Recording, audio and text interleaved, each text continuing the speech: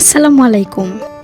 আজকে কথা বলবো পৃথিবীর সবথেকে ধনী দেশ, যে দেশে সবথেকে বেশি সংখ্যক মিলিয়নারি রয়েছে, যে দেশের পার ক্যাপিটা ইনকাম সবথেকে বেশি, সেই লুক্সেমবার্গ নিয়ে।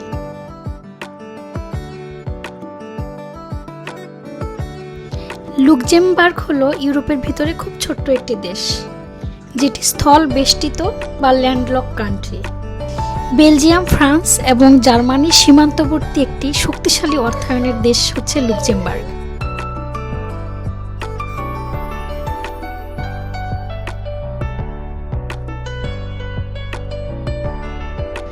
দেশটির উচ্চ জীবনযাত্রার মান, শক্তিশালী অর্থনীতি এবং স্বাস্থ্যসেবার কারণে সুখের ক্ষেত্রে উচ্চতম স্থান অধিকার করে।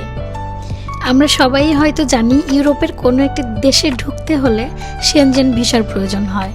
এই শেনজেন হচ্ছে লুক্সেমবার্গের একটি শহরের নাম।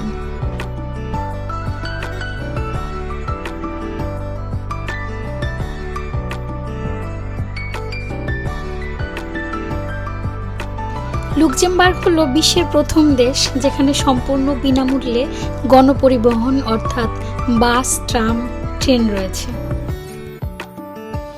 লুক্সেমবার্গের রাস্তাঘাটে হাঁটার সময় এটা হতেই পারে যে আপনার আশেপাশে যে স্থানীয় লোকজন আছেন, দেখা যাবে তারা হয়তো বা মিলিয়নারি।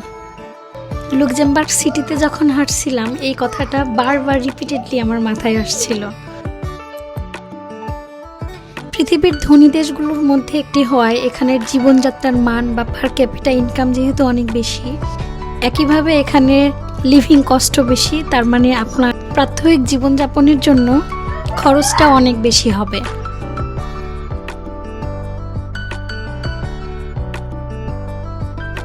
ইউরোপের প্রত্যেকটা দেশই খুব সুন্দর, এই দেশটিও ব্যতিক্রম নয়। তবে এখানে রাস্তাঘাটে আমি খুব কম মানুষ দেখতে পেয়েছিলাম এবং সন্ধ্যা 7টা থেকে 8টার মাঝেই রাস্তাঘাট সব একদম ফাঁকা। ঘরবাড়িগুলোতেও তেমন লাইট দেখতে পাচ্ছিলাম না। বেলা ডুববার আগেই সবাই ঘুমিয়ে পড়ে। এদেশের বাড়িঘরগুলো দেখতে একটু ব্যতিক্রম এবং খুবই সুন্দর।